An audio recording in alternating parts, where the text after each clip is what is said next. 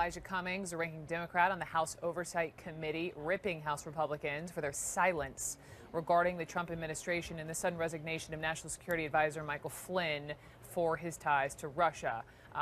Republican Chairman Jason Chaffetz told reporters there was no need to probe Flynn because it is, quote unquote, taking care of itself. With that, let me bring in Ana Navarro, our CNN political commentator, and Matt Schlapp, former political director for President George W. Bush and the chairman of the American Conservative Union. Nice to see both of you. And we should at least add, we have now heard from Republicans and Democrats who are calling for this bipartisan independent investigation of Michael Flynn. But that said, Ana Navarro, you emailed me this morning because you told me you were angry. Why? Because, it's taken Republicans so long to really speak up and get behind folks like John McCain and Lindsey Graham, who for months have been asking for a select committee to be named to investigate Russian ties into election hacking and all of these different questions that have arisen on Russia. I just don't understand what my party leadership is doing. We know that Putin is a thug. We know he is no ally or friend of the United States. Why not get to the bottom of this?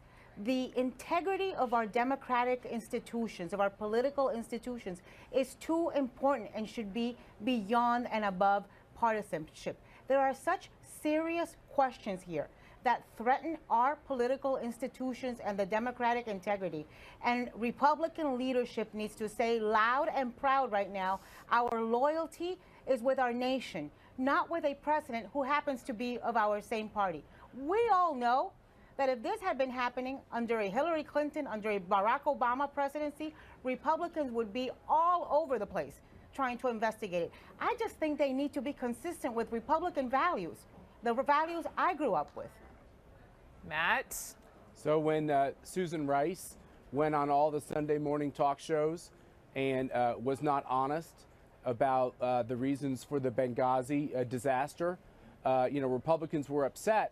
But we didn't call it a constitutional crisis. The fact is this: the president decided to not take actions against his aide who did not tell the truth.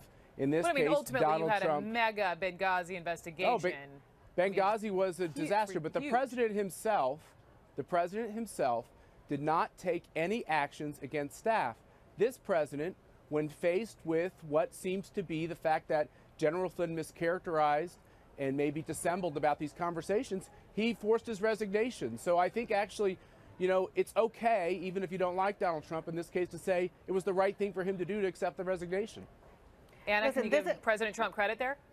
No, I can't. First of all, I don't know if he forced the resignation or if the guy resigned, because all of Trump's aides have gone on TV and said different things. It'd be nice if I could at least get on the same page as to whether they're going to say truths or lies or alternative facts. It's very hard to follow what happened because within hours of each other, they are totally in conflict with what they are saying. But more than that, look, what they had the vice president go out there and say something that wasn't true because he had been lied to. And really, we all know that if it wasn't because these lies by Michael Flynn were exposed by the media, he'd probably still be in there. I just think we've got to stop covering for this stuff. No. We are not doing our party, we're not doing our country any favors by looking the other way and playing dumb with what is going on in front of our eyes. The Russian ties with the Trump administration are very bothersome. Hang on, both of you, hold on. Let me just jump in because I do want to play some sound. I want you to react to this. This was a Trump surrogate on CNN this morning. Here's what he said. Misled, maybe even lied to other members of the White House. Why is everybody so quiet? Well, it's Valentine's Day, and I guess they're having breakfast with their wives. I think it's just time to move on, find the replacement. I certainly know General Kellogg. He would be a great person to replace him, the others as well. So right. I'm in a let's move on. We've got a lot of issues to deal with, as was mentioned, North Korea, the travel ban, continuing discussions with Russia. It's a busy White House, so General Flynn did what he thought was in the best interests of the country. I certainly respect that, and I think it's just time to move on. Matt, move on? You can at least agree. No, we're not moving agree. on from this. No, I agree with Anna that there are questions that need to be answered, and I have no problem with that. Remember, this whole thing came about not because of what happened in the media. This whole thing came about because General Flynn's, the transcripts or whatever, his conversations with his Russian counterpart were listened to. And that evidence right, but was, there were I guess, leaks and great journalism that definitely led well, I'm not, to look, this. Brooke, I'm not saying that journalism, I'm not saying did anything wrong here either. I'm sure the journalists did their job, but I'm also saying the people inside the government did their job, and they went up through the ranks at DOJ, and eventually this resulted in the president saying, I accept this resignation, which I think is the right thing. I think it's perfectly adequate for Ana and other people to ask questions about our Russia policy. I think Congress should always investigate. It's their job. They're a separate branch of government. I have no problem with them having hearings. I just don't think we need to. Let's ask all the questions that the American people want to know. Let's answer them.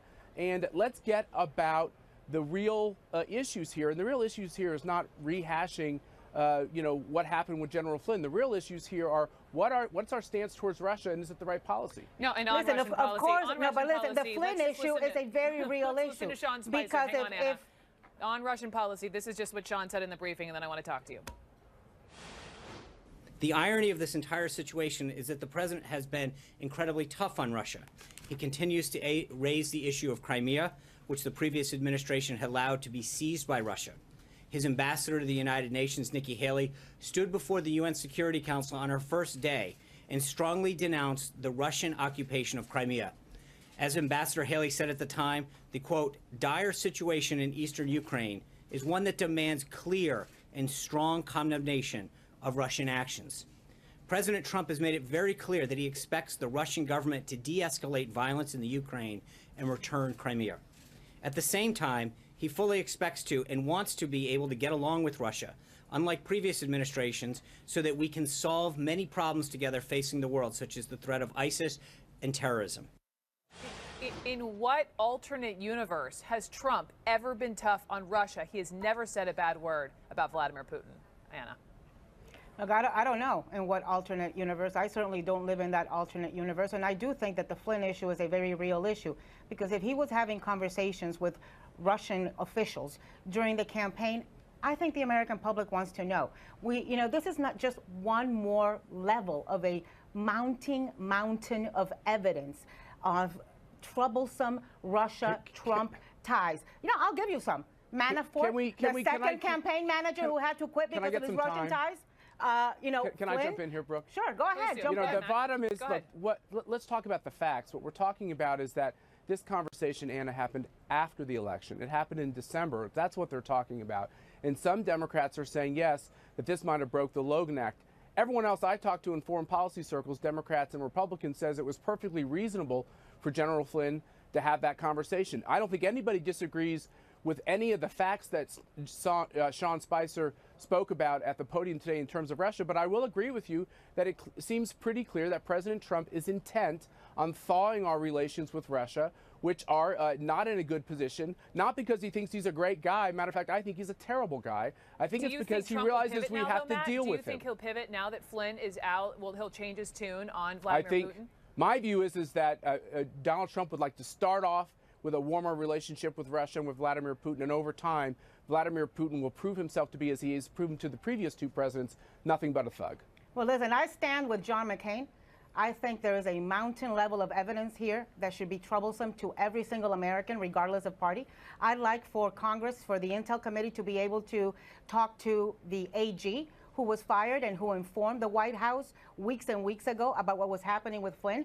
I would like to know why they thought he was blackmailable by the Russian people. Anna, I would like to know what those conversations are. They can do it today, though. Well, all they do is have to. So why don't they? Why hasn't Republican leadership? We've known about this for so long. Congress already has come out. They've taken a very long time. Brooke, help me out here. We have a president who has equated us more, given us a moral equivalency. Look, let's talk about the issue. No, don't tell me to stop. Listen, if you want to tell the people in your house you can to yell stop, all that's you want. perfectly. You're the one yelling at me. Anna. You're the one telling me to stop.